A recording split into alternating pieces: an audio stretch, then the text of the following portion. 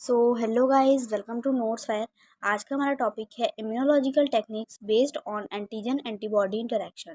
ठीक है, सिनॉप्सिस में देखेंगे हम introduction, definition, principle of antigen antibody interactions, types of immunological techniques, importance of immunological techniques, conclusion and reference. ठीक है, तो ये रहेगा सिनॉप्सिस। स्टार्ट करेंगे इंट्रोडक्शन से। Immunological techniques antigen antibody interaction पर आधारित मेथड्स हैं जिनका उपयोग स्पेसिफिक एंटीजन्स या एंटीबॉडी को डिटेक्ट, क्वांटिफाई और एनालाइज करने के लिए किया जाता है। ये टेक्निक्स मेडिकल डायग्नोस्टिक्स, रिसर्च और बायोटेक्नोलॉजी में वाइडली यूज की जाती है। नेक्स्ट हम देखेंगे डेफिनेशन। इम्यूनोलॉजिकल टेक्निक्स वे लेबोरेटरी मेथड्स हैं जो एंटीजन और एंटीबॉडी के स्पेसिफिक इंटरेक्शंस पर आधारित होती है।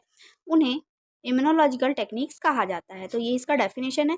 गाइज, अगर आपको स्टडी नोट्स की नीड होगी तो आप लोग इस नंबर पे कांटेक्ट कर सकते हो, यहाँ से आपको नोट्स प्रोवाइड करा दिए जाएंगे। नेक्स्ट है principal of antigen antibody interaction. Antigen antibody interaction specificity पर आधारित होती है, जहाँ एंटीबॉडी केवल उसी एंटीजन से बाइंड करती है जिसका एपिटोप उसके बाइंडिंग साइट से मेल खाता है। ये इंटरेक्शंस नॉन कोवैलेंट बॉन्ड्स के माध्यम से होता है और रिवर्सेबल होता है। बाइंडिंग की स्ट्रेंथ, अफिनिटी और अविडिटी पर निर्भर करती है।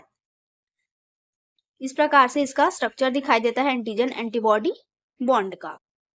नेक्स्ट हम देखेंगे types of immunological techniques. Immunological techniques का उपयोग एंटीजन एंटीबॉडी इंटरेक्शंस को डिटेक्ट और एनालाइज करने के लिए किया जाता है। इन तकनीकों को मुख्य रूप से निम्नलिखित प्रकारों में बांटा जा सकता है। फर्स्ट है प्रीसिपिटेशन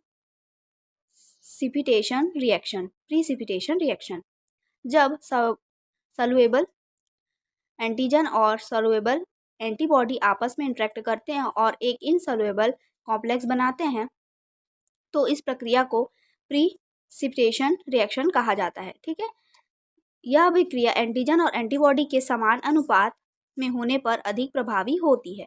सेकेंड है अग्लूटिनेशन रिएक्शन। जब सॉल्युएबल एंटीबॉडी इनसॉल्युएबल एंटीजन्स के साथ बाइंड करके क्लम्पिंग करता है तो इसे अग्लूटिनेशन रिएक्शन कहा जाता है। एग्जाम्पल है blood grouping test, Widal test, latex agglutination.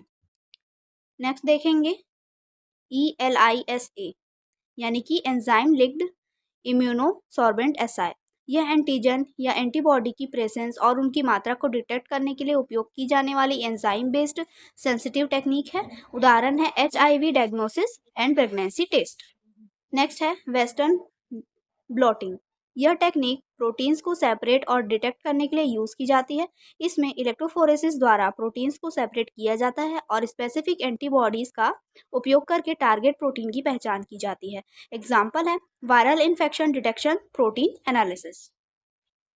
Next है इम्यूनोफ्लुओरेसेंस। इसमें फ्लुओरेसेंट लेबल्ड एंटीबॉडीज का उपयोग करके स्पेसिफिक एंटीजन की पहचान की जाती है। यह माइक्रोस्कोपिक लेवल पर एंटीजन एंटीबॉडी इंटरेक्शन को डिटेक्ट करने में मदद करता है। इसका एग्जाम्पल है auto immune disease diagnosis. Next देखेंगे रेडियो इम्यूनो असाई। यह हाईली सेंसिटिव टेक्निक है जिसमें रेडियो एक्टिवली लेबल्ड एंटीजन का उपयोग किया जाता है। यह एंटीजन की छोटी मात्रा को भी डिटेक्ट कर सकती है।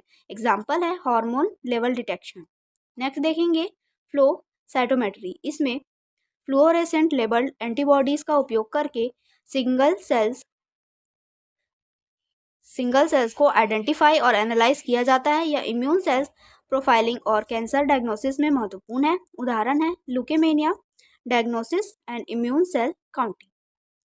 नेक्स्ट देखेंगे इंपॉर्टेंस ऑफ इम्यूनोलॉजिकल टेक्निक्स। इसमें पहला है डिसीज डायग्नोसिस।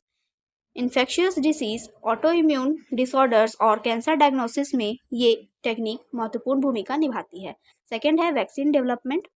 वैक्सीन की इफेक्टिवनेस को टेस्ट करने के लिए इम्यूनोलॉजिकल असाई का उपयोग किया जाता है। थर्ड है बायोमेडिकल रिसर्च। एंटीजन और एंटीबॉडी इंटरेक्शन का अध्ययन करके इम्यून सिस्टम और डिसीज मैकेनिज्म को समझा जाता है। नेक्स्ट है blood typing.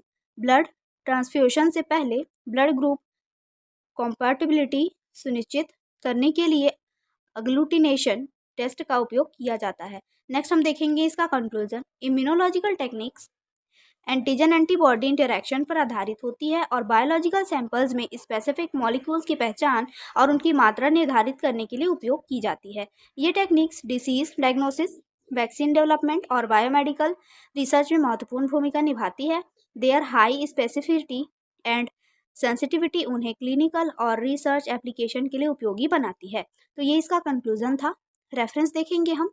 Introduction to instrumental analysis by Robert Brown and experimental biochemistry by Clark and Switzer. तो ये था आज का टॉपिक। आई होप आपको समझ में आया होगा। समझ में आया था तो प्लीज़ लाइक करिए एंड सब्सक्राइब करिए। Thank you.